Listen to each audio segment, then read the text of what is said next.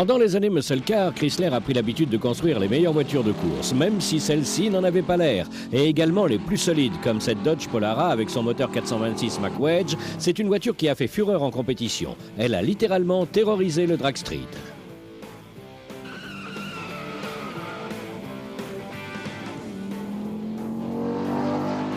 Cela n'a bien sûr pas amusé tout le monde, mais si vous étiez un fan de Chrysler, c'était un peu votre raison de vivre. Ils ont vu l'opportunité d'améliorer les capacités de cette voiture en l'inscrivant lors de compétitions. La plupart des pilotes étaient les bras cassés et ils adoraient faire la course avec ces voitures. Quand les courses départ arrêtées ont commencé, cela concernait principalement les dragsters et personne ne prêtait une grande attention aux courses de voitures de série.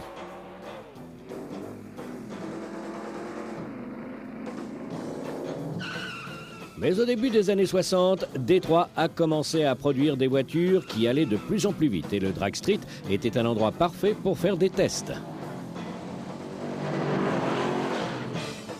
Très vite, deux types de voitures ont émergé, les voitures normales et les voitures de série version course que l'on appelait aussi super stock.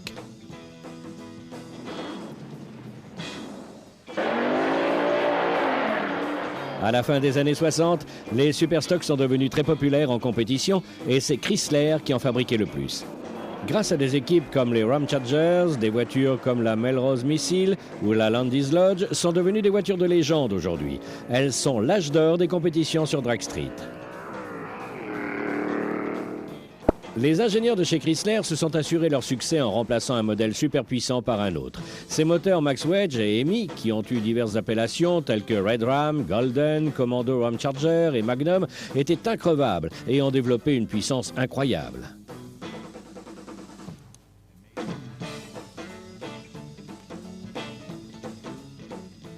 Quand Chrysler a mis ses moteurs sur des voitures plus légères, ils ont créé de superbes bolides de course et également des voitures que tout le monde pouvait s'offrir.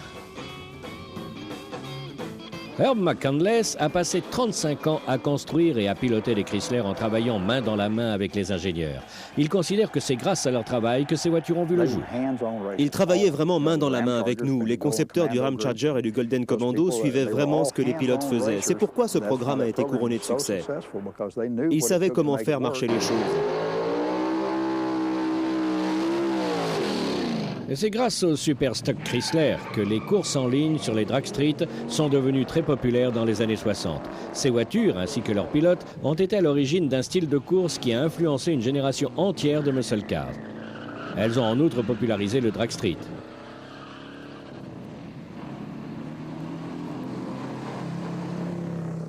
Ils étaient les leaders sur le drag street. Ils allaient aux courses dans l'unique but de gagner.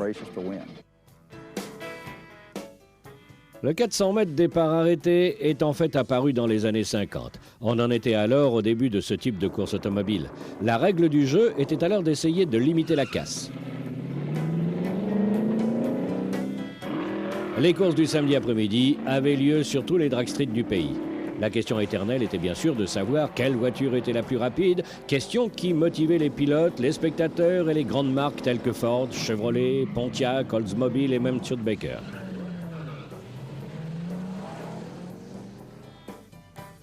Mais Chrysler était la seule marque qui n'était pas représentée sur le drag street. Pour réussir en drag street, il faut un bon rapport poids-puissance. Et même avec les critères des années 50, les Chrysler étaient de véritables tanks. Malgré tout, ces voitures étaient dotées d'un nouveau moteur révolutionnaire qui pouvait développer une puissance hors du commun. Le pilote de légende Don Garlits, que l'on appelait aussi Big Daddy, se souvient de la première fois où il a vu ce moteur chez un concessionnaire Chrysler. J'étais en train d'aller au boulot avec un pote et on est passé devant un concessionnaire Chrysler. On a repéré une grande affiche sur la devanture avec un grand V8 180 chevaux écrit dessus. J'ai dit à Grady d'arrêter la voiture. Il me semblait que quelque chose clochait, il fallait qu'on aille voir ça de plus près. On a fait demi-tour pour aller voir ce concessionnaire. On lui a demandé si cette affiche n'était pas une erreur. Il était guère probable que Chrysler se soit mise à fabriquer des V8. Un moteur bien gonflé ne pouvait faire que 175 chevaux. Alors vous pensez bien qu'un moteur normal ne pouvait pas en faire 180. Ils l'ont baptisé le EMI à cause de la forme de sa chambre à combustion qui était hémisphérique.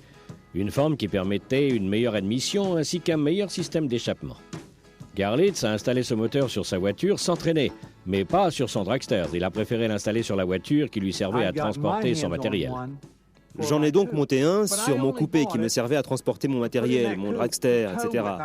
Puis un jour, alors qu'on était sur le drag street, j'ai dit à ma femme que ce serait une bonne idée de faire une course avec.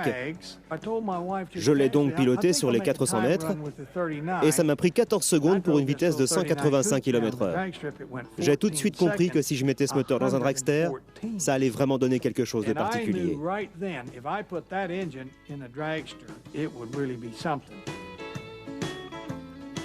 Très vite, le moteur EMI est devenu le moteur pour dragster. Il est passé de 5300 à 5600 pour finalement culminer à 6300 cm3. Grâce à Don Garlitz et d'autres, le moteur EMI était vainqueur à chaque course. Au début des années 60, ces voitures de série devenaient aussi populaires que les dragsters.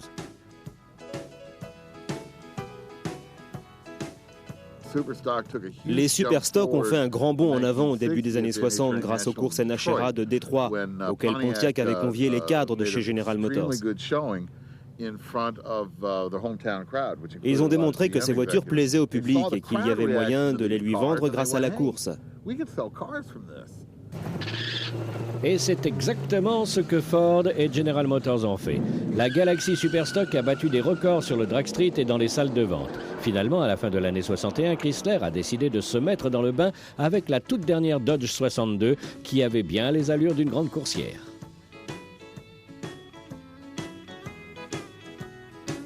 Ils ont fait appel à Big Daddy pour qu'il les aide à mettre en place le programme Superstock. C'était un beau petit bijou. Ils avaient pris un moteur Wedge 413 qu'ils utilisaient déjà pour des voitures standards et ils y ont ajouté un double carburateur. C'était vraiment une voiture de course. Toujours en suivant cette formule qui consistait à mettre un gros moteur sur une voiture légère, Chrysler a installé son Max Wedge 6700 cm3 sur des Dodge Dart 330 et des Plymouth Belvedere. Ce fut un très bon choix. Chrysler a arrêté de construire le moteur EMI en 1958 avec un souci d'économie. Il avait été remplacé par le moteur Wedgehead de 6,7 litres. On l'a appelé Wedge pour la même raison que le EMI, la forme de sa chambre de combustion. Ce moteur n'était pas aussi puissant que le EMI, mais Chrysler en avait une version gonflée qu'ils appelèrent le Max Wedge. Pour modifier ce moteur autant qu'ils le voulaient, ils avaient été obligés de le sortir de la voiture et de le mettre sur cale, d'où le nom Max Wedge, Wedge étant le mot anglais pour cale. C'était une véritable œuvre d'art. Finalement, la Mopar était homologuée en Superstock, mais c'était une belle voiture de tourisme également. Don Garlitz se souvient d'une chose peu commune, il pouvait se rendre au circuit au volant de sa voiture de course. Je l'ai conduite de Tampa en Californie jusqu'au drag street de Green Valley au Texas. Avec ma femme, on a mis nos bagages dans le coffre et on est parti. Arrivé sur place, on est allé tranquillement au motel. Puis on s'est rendu chez le concessionnaire Dodge. Il a remplacé mon moteur 5300 cm3 par un 7500. Nous avons laissé le 5300 sur le sol et quand la course a été finie, on a tout refait dans le sens contraire. C'était incroyable. Les choses commençaient à changer dans les courses de Superstock. Désormais, les pilotes Ford et General Motors devaient subir l'assaut de Dodge et de Plymouth. La saison Superstock de 1962 a été une mêlée entre les Dodge, Plymouth Max Wedge, Pontiac, Ford et Chevrolet de série. Pour perdre en poids, beaucoup d'éléments de carrosserie furent construits en aluminium ou en fibre de verre, mais c'était surtout la puissance qui importait.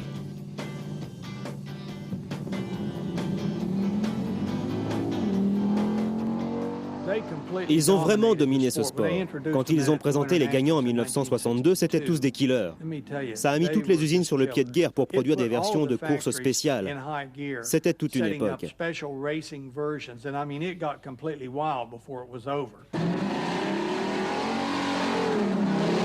En 1963, Chrysler obtenait trop de succès pour déclarer forfait.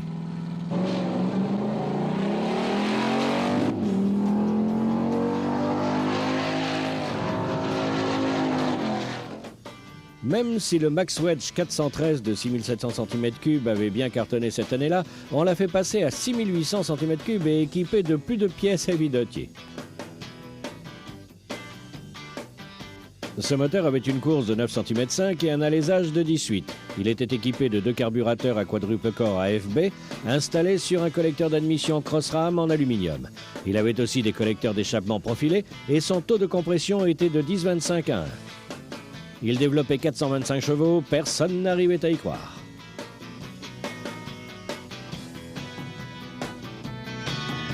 Ces mopards n'étaient pas imposants par leur taille, mais plutôt par leur performance.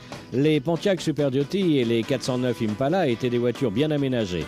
En revanche, les Polara et les Belvedere étaient aussi confortables qu'une cabine téléphonique.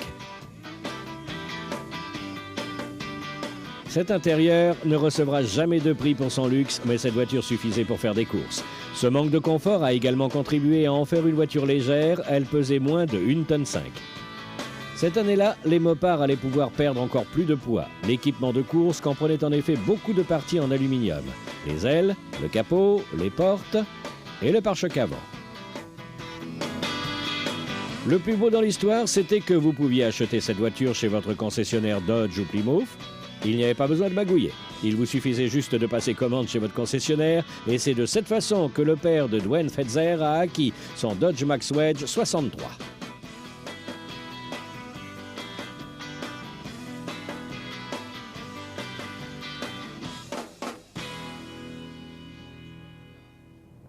Mon père a acheté cette voiture en 63. Il a fait quelques courses dans la rue avec. Ma mère la conduisait aussi. Elle faisait également de la course, à ce qu'on m'a dit.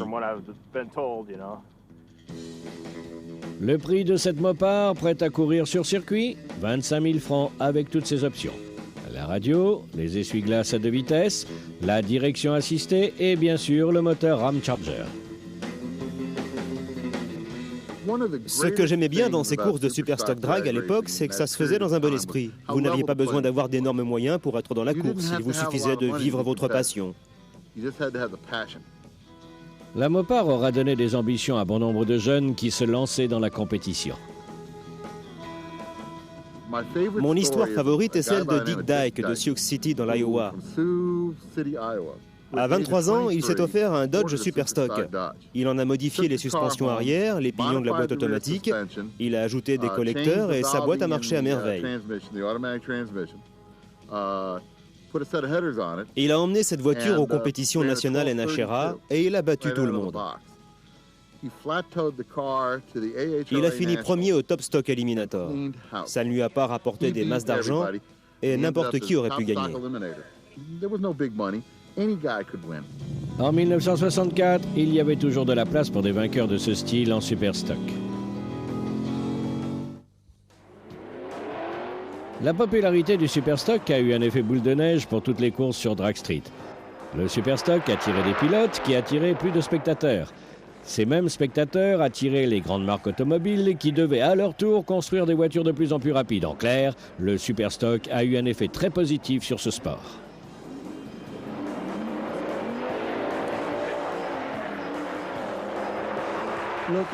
En y regardant bien, les courses sur drag étaient en pleine mutation. Ça devenait très professionnel car les fabricants ont remarqué qu'ils construisaient des véhicules uniquement pour les courses sur Drag Street. Par conséquent, ça incitait toutes les grandes marques à être présentes sur le circuit. La meilleure chose pour les fans de Chrysler, c'est la réapparition du moteur EMI.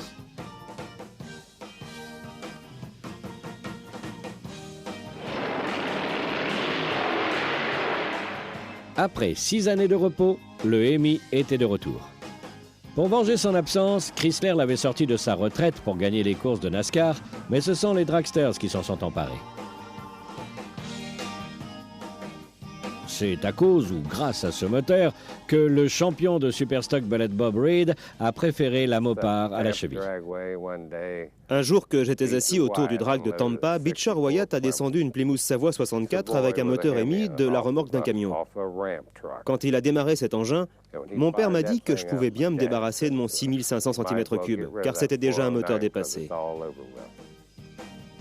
Le nouvel EMI de course était supérieur au premier EMI sous bien des angles. Il s'agissait d'un wedge block 6800 cm3 avec un alésage et une course de 18 sur 9,5. Son taux de compression était de 12,5 à 1. Le moteur EMI était également conçu avec un abracam plus résistant et un tout nouveau collecteur d'admission sur lequel étaient montés 2 carburateurs quadruple corps. Ce nouveau Tigre était tellement puissant que les problèmes de moteur appartenaient désormais au passé. À l'époque, j'allais souvent à l'atelier de Cotton Owens et voilà ce qu'il faisait. Il faisait tourner ses moteurs de 425 chevaux à 7000 tours minute pendant qu'il allait manger. Si le moteur marchait toujours quand il revenait, c'était que le moteur était bon.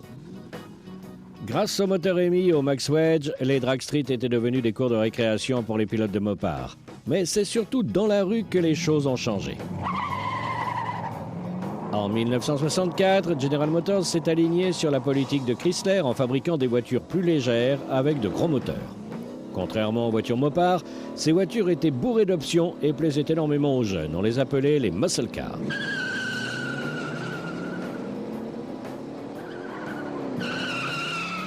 Leur nom sonnait bien comme GTO ou Super Sport et du jour au lendemain, elles étaient devenues les voitures que convoitait la jeune génération. C'était le genre de voiture qu'il leur fallait pour faire le tour du pâté de maison ou traîner au drive-in. À côté, les Belvedere et les Polara étaient devenus des voitures pour personnes âgées. Pendant les 2 années qui ont suivi les dragsters, Chrysler et les stars du NASCAR ont continué à divertir les foules.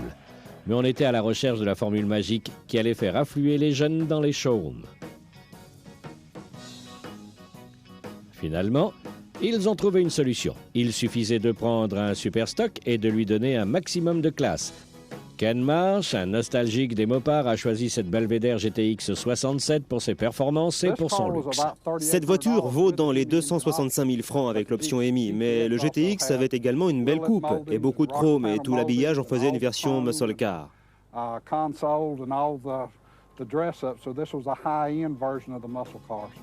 Des voitures comme cette GTX 67 étaient légères. Elles avaient une allure sportive et elles étaient aussi luxueuses qu'une Chrysler impériale. Mais avec le moteur Super Commando 7000 cm3 standard ou l'option Street EMI 6800 cm3 sous les capots, ces voitures se faisaient rarement doubler. Mais les fans de Mopar avaient encore quelques belles années à vivre. Depuis les débuts du Superstock, les pilotes Mopar ont beaucoup fait pour la nouvelle technologie. Nous avons remarqué que toutes les voitures que nous avons testées et pilotées allaient devenir les modèles produits en masse quelques années plus tard.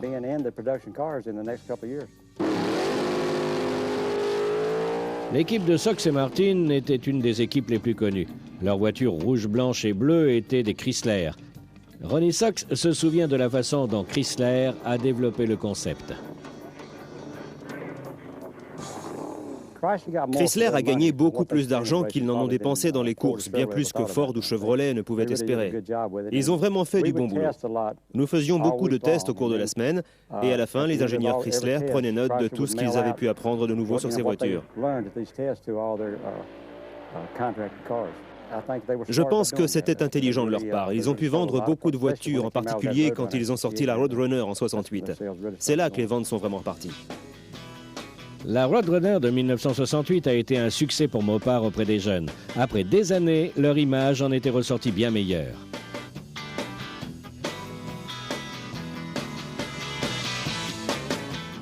Le leitmotiv de la Roadrunner, c'était de la vitesse bon marché. La voiture a en effet été conçue pour atteindre les 160 km/h sur 400 mètres. Vous pouviez l'acquérir pour la modeste somme de 21 000 francs. Pour ce prix, vous aviez le droit à une banquette à l'avant, des tapis de sol en caoutchouc. Ce n'était pas un habitacle grand luxe. Les jeunes l'adoraient pour ses insignes représentant Bip Bip et son klaxon qui faisait le célèbre Bip Bip du dessin animé. Plymouth a vendu 46 000 Roadrunner en 1968 grâce à une formule qu'il avait abandonnée en 1962. Elle consistait à mettre un bon moteur sur une voiture légère et de la faire courir sur le drag street.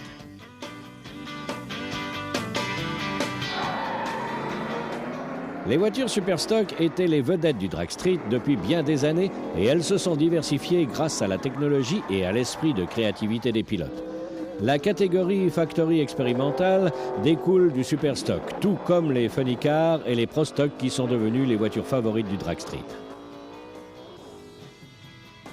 Mais ces Dodge et ces Plymouth du début des années 60 ont toujours une place dans le cœur et dans la mémoire des gens. Dan Dvorak faisait partie de ces jeunes qui possédaient une Max Wedge Mopar, avant même d'avoir l'âge de conduire. Et aujourd'hui, il est l'un des meilleurs pilotes de Mopar et aussi un des meilleurs constructeurs de Mopar. Je remercie Dieu tous les jours. C'est la plus belle chose qui me soit arrivée et je n'ai jamais pensé que ça aurait pu se produire. J'ai commencé en 1963 avec une stock automatique C de 62 et 35 petites années après, je possède une stock automatique classe A. Et je n'ai pas encore fini, je veux encore aller plus vite.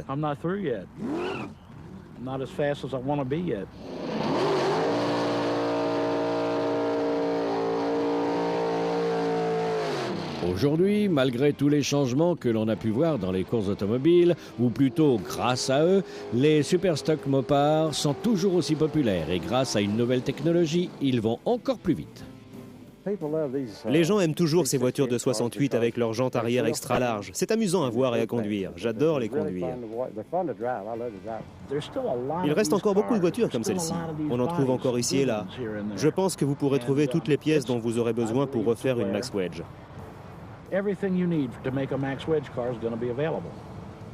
Donc j'espère que nous pourrons doubler le nombre de ces voitures dans les 10 ou 15 prochaines années.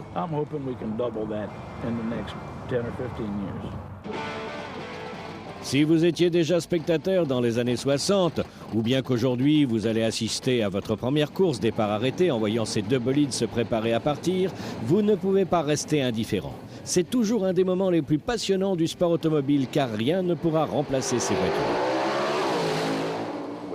Si vous avez une Hemi, c'est un peu différent.